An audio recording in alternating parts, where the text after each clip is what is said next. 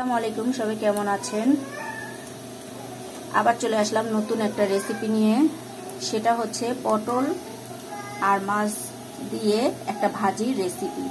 তো দেখেন, এই যে একটা কড়াই নিয়ে নিছি, এর মধ্যে কিছু তেলও দিয়ে দিলাম। এতে দিয়ে দিব এই যে পেঁয়াজ কুচি,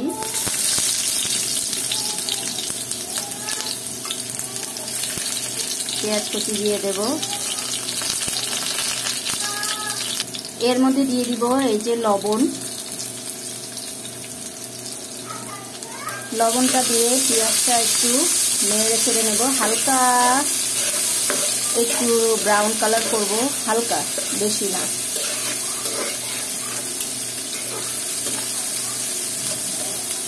এরপর আমি একে একে সব মশলা দিয়ে দেব। দেখেন, প্রথমে দিয়ে দেব হলুদ,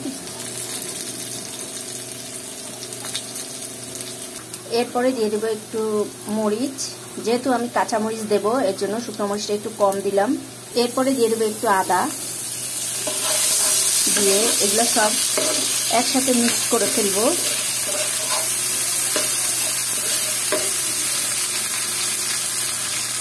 এরপরে দিয়ে দেব এই যে মাছ আমি একটু আদা দিয়ে লবণ দিয়ে সেদ্ধ করে ছাড়িয়ে নিচ্ছি। আমি এখানে নিয়ে নিচ্ছি পাঙ্গাস মাছ, আপনারা যে কোনো মাছ দিতে পারেন। পাঙ্গাস মাছ নিয়ে, এর তো কাটা নাই, তো খুব সহজে ছাড়িয়ে ফেললাম। তো এই যে এগুলো সব একসাথে নিয়ে এই মশলার সাথে মিক্সড করতে হবে।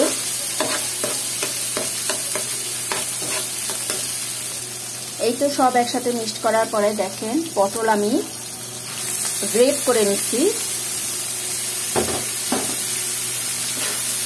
এগুলো এই মাছের মধ্যে দিয়ে দিলাম, দিয়ে সব ভালোভাবে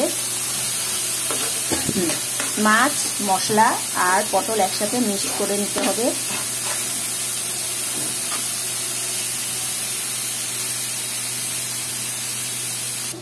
সবগুলো একসাথে খুব সুন্দরভাবে মাখিয়ে নিতে হবে। এই যে পানিটা ছেড়ে দিয়েছে, আমি এক্সট্রা কোনো পানি দেব না, ভাজি যেভাবে করে সেভাবে।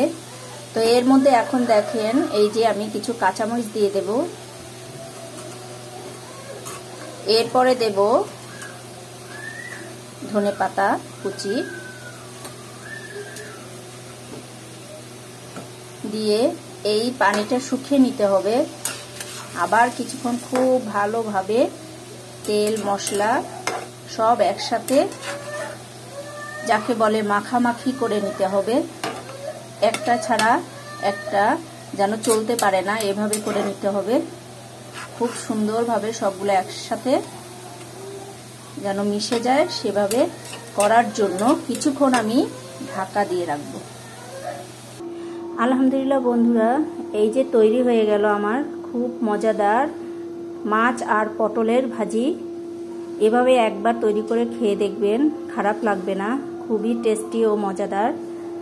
তো এটা ভাত, রুটি, পরোটা সব কিছুর সাথেই খেতে পারবেন, অসম্ভব রকমের মজাদার। তো আজকে এতটুকুই। সুস্থ থাকবেন, ভালো থাকবেন।